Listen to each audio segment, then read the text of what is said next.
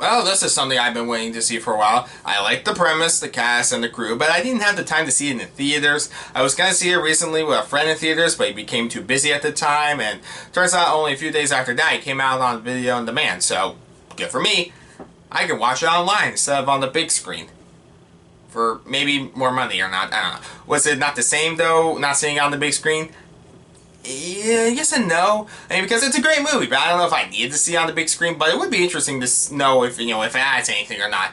Now with that said, let's talk about the Black Phone, because I hope I can say something that's new and interesting, since I don't really know what I can say by this point that hasn't already been said. But I watched the movie, so I need to talk about it, and hopefully people are either reading or watching my review. For those who don't know, this movie is based on a short story of the same name by Joe Hill, with the screenplay by Scott Derrickson and C. Robert Cargill, with Derrickson himself directing. I'm not that familiar with the director's work. I've seen clips of Sinister, and obviously I've seen Doctor Strange, which, when people say that the sequel was dark because Sam Raimi directed it, Derrickson wanted to make the sequel darker, but left the movie due to creative differences, which honestly is not that surprising if you watch that movie. My honest guess being Wanda as a villain, when it doesn't even make a little sense unless you watch the 9-episode Disney Plus exclusive series. That's a different conversation, but that's just speculation. Now, maybe it was other problems, I don't know. But leaving it to do the Black Phone was a win-win for both Marvel and Derrickson, with Marvel getting to make the movie they wanted, and Derrickson making a movie that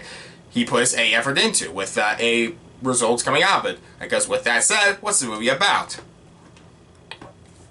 The movie takes place in 1978, when regular middle school kid Finney, played by Mason Thames, has to make it through each day of his somewhat miserable childhood, such as the bullies and his alcoholic father he's terrified of, but he does have a few good things, such as his sister Gwen, played by Madeleine McGraw, who has her own problems, but I'll get to that in a bit. The big thing going on is this child kidnapper in the neighborhood known as the Grabber, played by Ethan Hawke, who has already killed many of Finney's peers or friends, but now he's kidnapped by the Grabber and taken to this creepy basement where he is the prisoner of this unknown psychopath who will somehow, by some unknown time, probably kill this kid or, do much grosser things. But the Grabber remains mysterious and utterly horrifying.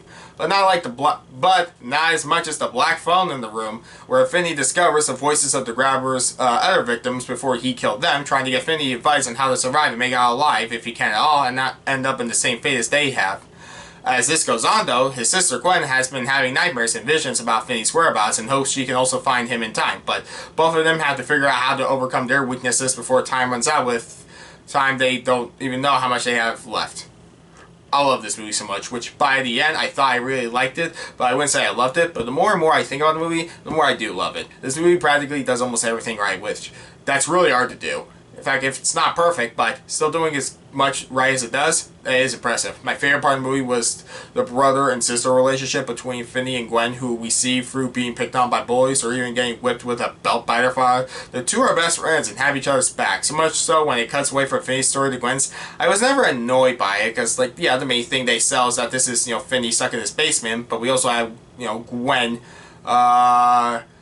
story as well, because, I wanted to see her figure out how to find Finney, as much as Finney himself wanted to figure out how to escape. I loved their dynamic with their father, who, with as little screen time he might have, you can tell they do love their father, and he himself has reasons why he acts the way he does. But all of them, including the father, know he's at a low point, and there are things that are inexcusable he's doing. Of course, talking about great performances, we have Ethan Hawke as the Grabber, who I'm sure, based on interviews, was definitely hesitant about playing a kidnapper and child murderer. But he's such a complex character that the first time I saw him in basement with Finney, I didn't find him that scary, but the second time he horrified me.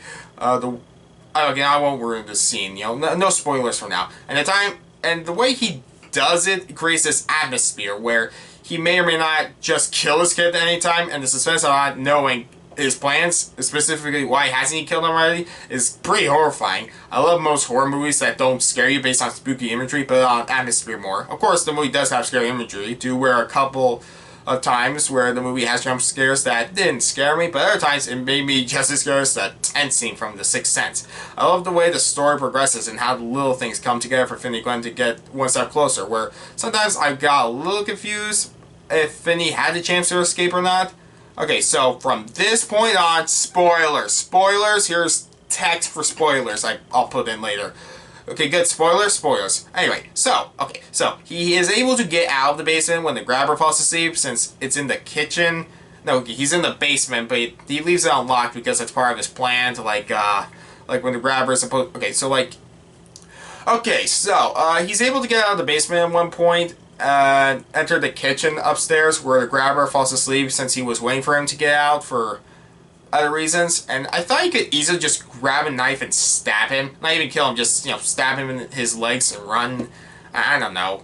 I get he has to pick the lock before he wakes up. It reminds me of my problem with Fresh, where escaping doesn't actually seem as hard as it should be. I mean, that was a movie with grown adults being the ones kidnapped. And Finney is a kid, so unlike that movie, it didn't ruin anything for me, since suspense still remains as he tries to pick the lock, since, yeah, I can easily see if he does go near this guy, he could easily just, wake up and fall victim.